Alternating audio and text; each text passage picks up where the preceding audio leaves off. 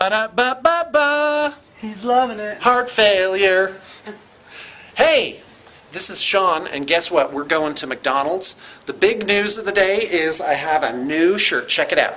100% cotton on sale at Kmart. Now hold on, check this out. Look at how far down this shirt comes. I love that. It feels good. It looks good. It makes me feel like airy and summery inside. Oh, and check out the little sleeve divot there. Isn't that neat? That's a nice touch. I'm thinking of going down and getting another one just to have a spare. Well, we're here at McDonald's. There's the menu. I know just what I'm getting.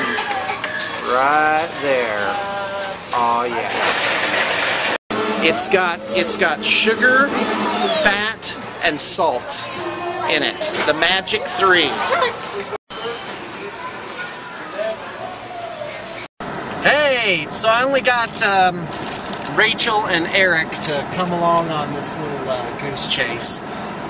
So, or should I say Angus burger chase. Here, put it on Eric for a second. Eric's an Iraq war veteran, evidently.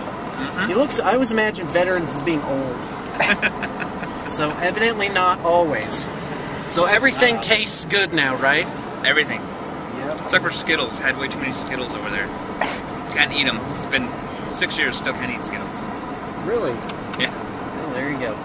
All right, so we're in McDonald's, and turns out Eric's never worked fast food. Rachel's worked fast food for a little mom and pop, right? A little burger joint. I've worked at 3 fast food places. I don't think this is something to be proud of, in the benefit of hindsight. I've worked at Taco Bell, Wendy's, and McDonald's, and by far the best one was McDonald's. Best memories.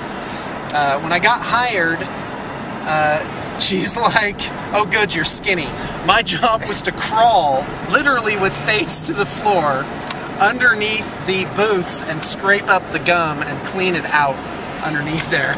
So I'm like, when the guy that cleaned the bathrooms came by, I'd be like, "You lucky bastard." They're letting you, oh, what I wouldn't do to get spat on in the face. So, yeah, then I worked my way up to burger flipper. I'm like, oh yeah, what now? I'm flipping burgers now. No more cleaning under the booths for me. And then I worked my way up to cashier, which was the best. And I loved cashier on account of my my love for other human beings. Yeah, good times at McDonald's. Taco Bell, I probably told this story before, but I found out that 2 of my best friends worked as fry boys, which I believe was the actual title. They probably have, like, you know, fancy titles for now, like general manager of fried items or something, you know what I'm saying? How they try and trick you with these titles, you know? All associates to the what's it. I'm like, yeah, you're not an associate. If I owned a giant corporation, I would actually call people what they were. I'd say, "You there, drone." They would be drones. Yeah. Drone's a little better than employee, I guess. So, yeah, the drones. Where was I going with that? Oh, the Taco Bell thing. 2 of they were fry boys. One of them quit and was like, "Sean, you should apply." And I'm like, I found out from him that I was the only person who applied for the job. So during the interview, she says, "So why do you think we should hire you on the Taco Bell team?" And I'm like, "You mean other than that I'm the only person that applied?" She's like, "Yes. Yes, other than that." So anyway, it was fun. I had a good manager. I had a really nice manager who was very human. Anyway, that's it. Okay, now you tell one.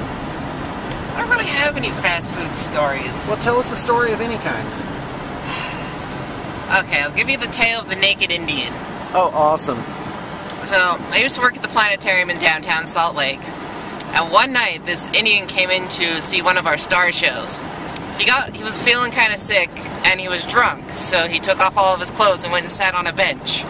That's awesome. And the officer, we have an officer at the building, And we called him up, and he comes up with the trash bags. Like, sir, you need to put this on. You have any family? So there was this naked Indian man walking out with the cop in a trash bag. Awesome. Pretty much the best story I got.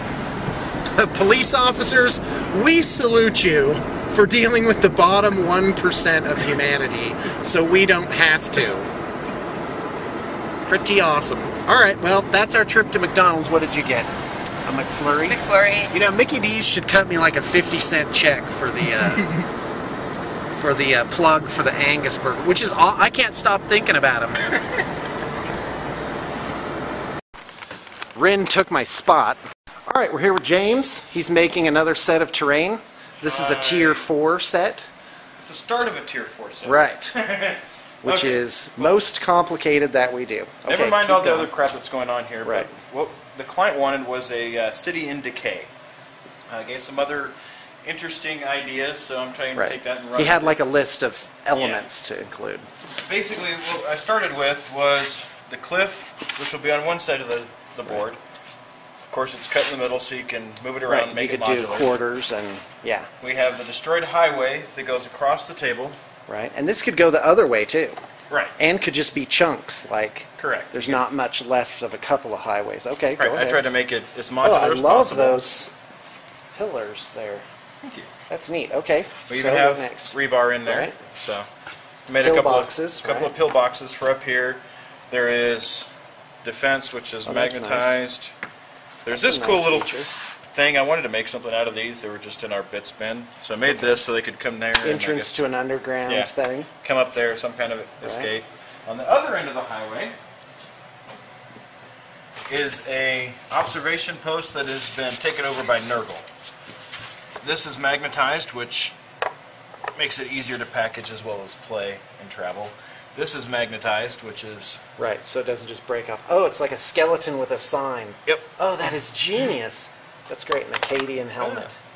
That's gothic. So he's hanging out. Of course, it's all Nurglified. I don't know how well it's going to show up until I paint it. Right. I think it'll show up just great. The colors you use are...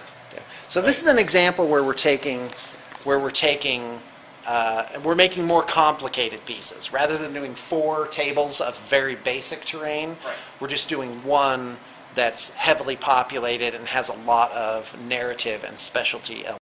Okay, here's tiles for the Death Corps of Krieg army. I'm just back in Rin's area. He's not here yet. So as far as I can see, the only obvious thing is this unit of grenadiers, which has been cleaned up and put onto the appropriate bases.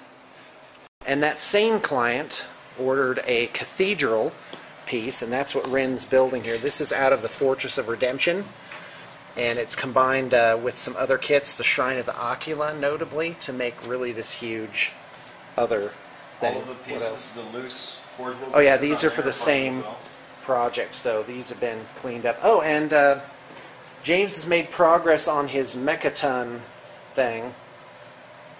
I'm trying. With buildings. Oh, I think they look great. Like, this is really complicated. That's just ruined shanties, stuff like that. So this is all going to get painted. Oh, yeah. All right.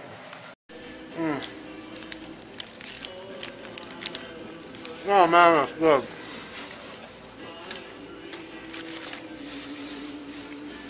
Check out my new plant.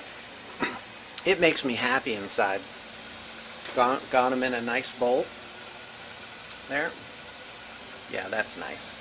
And I moved the other plant out here. So isn't that fun? No, press the big red button. Let's do it. It's pressed. Alright, just thought you might want to see the order that came in today. Lehman Rest Demolisher. Lehman Rest Demolisher. Move that over a little bit. Lehman Rest Demolisher. Chimera. This is for the Death Corps of Krieg project. Chimera. Trigon. Land Raider Crusader. God, I really have to stop and think about some of these. Carnifex. I don't think we got any small things. I think we got only these mid-sized boxes. Predator. Ooh, no, we should have gotten some Venerable Dreads. Okay. Predator. Predator, Valkyrie, another Valkyrie, oh yeah, and a thing. Now I gotta go figure out what those dreads are. And that's it. Hey there, a couple of news items. First off, don't forget about our live battle report, which will be webcast at a link which I'll put to the right or below.